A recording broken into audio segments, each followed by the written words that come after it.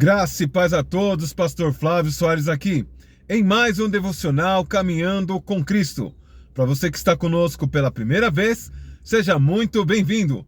E você que já nos acompanha pelas mídias sociais, seja muito bem-vindo e traga mais um. No vídeo de hoje nós vamos falar sobre a experiência que o apóstolo Paulo teve na Grécia, na cidade de Atenas, em um espaço chamado Areópago. A importância de um devocional. Estudos comprovam que o contato diário com a palavra de Deus faz com que você se torne uma pessoa mais calma. Sendo assim, você é capacitado para controlar os seus impulsos e as suas emoções, vencendo vícios e comportamentos inadequados. Existem relatos que o contato diário com a palavra de Deus pode até mesmo trazer cura para o seu corpo físico e para a sua mente. A definição de um devocional é um período que você separa do dia para se dedicar à meditação das Escrituras, jejuns e orações. Com qual finalidade? Com a finalidade de estreitar o seu relacionamento entre você e o seu Criador. Para que nós possamos compreender melhor o assunto de hoje, vamos de vídeo? Atos dos Apóstolos 17, do verso 29 ao 31. Essa é a mensagem do Caminhando com Cristo para o dia de hoje. Sendo, pois, gerado de Deus, não devemos pensar que a divindade é semelhante ao ouro ou à prata, à pedra trabalhada, à arte e imaginação do homem. Ora, não levou Deus em conta os tempos da ignorância. Agora, porém, notifica aos homens que todos, em todas as partes, arrependam. Portanto, estabeleceu um dia em que há de julgar o mundo com justiça por meio de um varão que destinou e acreditou diante de todos, ressuscitando dentre os mortos. Após sua grande trajetória divulgando o Evangelho de Cristo, o apóstolo Paulo, que também era discípulo de Cristo, chegou até a Grécia, na cidade de Atenas. E ali ele foi levado por alguns filósofos ao Areópago, que queria mais esclarecimento acerca de que Deus estranho ele estava pregando e ministrando. Estudos comprovam que o povo da Grécia era muito supersticioso e com receio de serem condenados ou castigados pelos deuses. No Areópago eles tinham muitos altares. Altar para o deus do fogo, altar para o deus do planeta e assim sucessivamente. E para que eles não corressem um risco, eles também levantaram um altar vazio que estava com o título Ao Deus Desconhecido.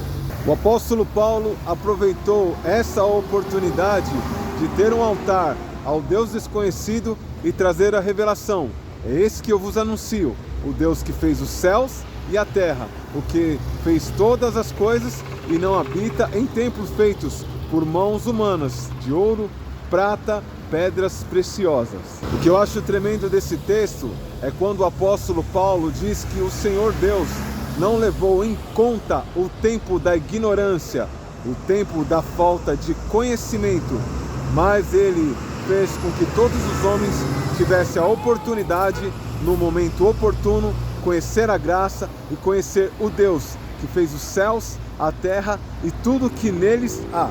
O fato do nosso Deus ser imensurável em graça, em presença, em força, não nos isenta de congregar, porque, como eu sempre digo aqui nos vídeos, nós somos individualmente membros do corpo de Cristo. Nós nos tornamos o corpo de Cristo na união, na junção dos irmãos.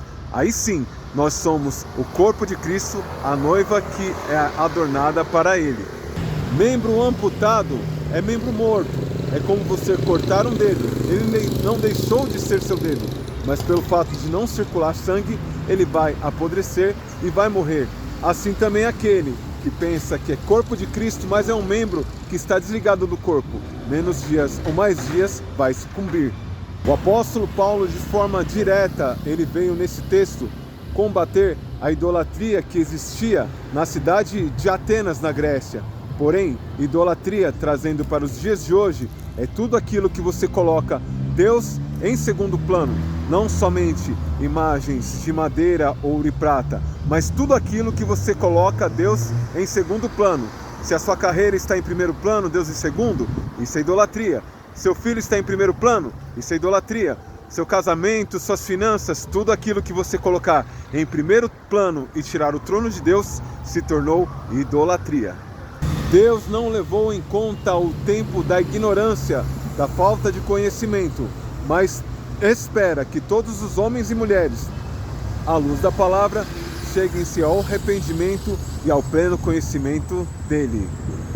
Existem pessoas que em pleno século XXI, e mediante a tanto conhecimento e a tantas informações, ainda permanece ou insiste em viver na ignorância, na falta de conhecimento, que, pelo contrário do que muitos pensam quando o texto diz sobre ignorância, não se trata de uma pessoa bruta, arrogante, uma pessoa agressiva, mas sim uma pessoa que tem falta de intelecto, tem falta de conhecimento, tem falta de escritura, luz da Bíblia.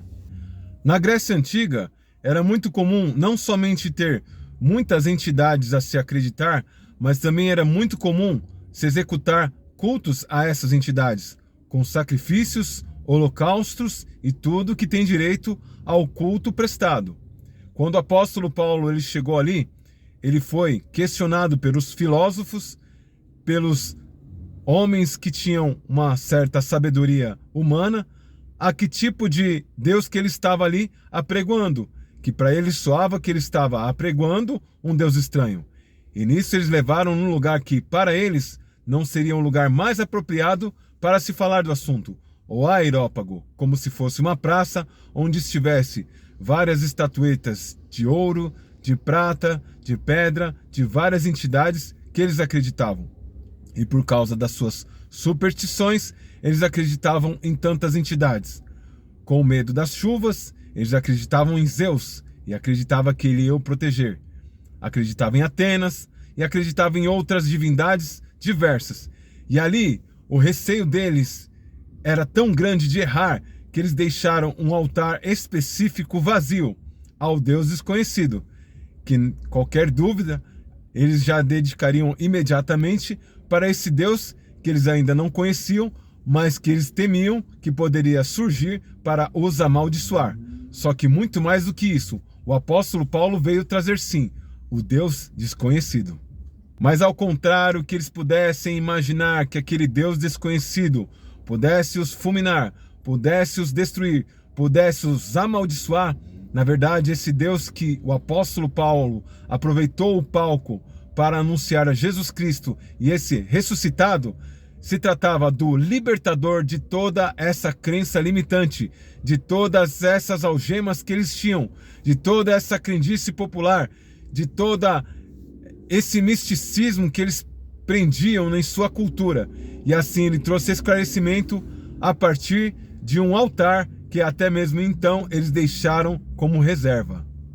O apóstolo Paulo, na cidade de Atenas, na Grécia, ele combateu diretamente a idolatria, porque era isso que o povo mais tinha, além da superstição de acreditar em muitas divindades, com receio de serem fulminados ou castigados por uma delas, devido às histórias que vinham de geração em geração, eles tinham de forma muito acentuada a idolatria, cultivando altares de ouro, de prata, de pedras preciosas. Só que os tempos mudaram, mas a idolatria ela ainda continua, não somente com imagens de escultura que nada podem fazer.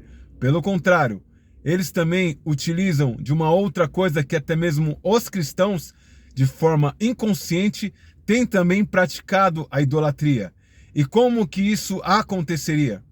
Tudo e qualquer coisa que você colocar em segundo plano no lugar de Deus se tornou uma idolatria.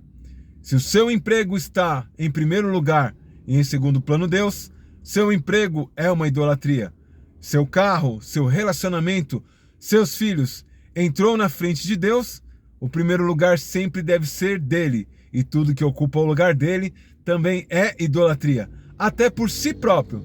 Se você é o tipo de pessoa narcisista que pensa em si próprio, pensa no seu próprio bem-estar e tem pouco apreço pelas coisas do Senhor e pela casa do Senhor, então certamente isso também se torna uma idolatria.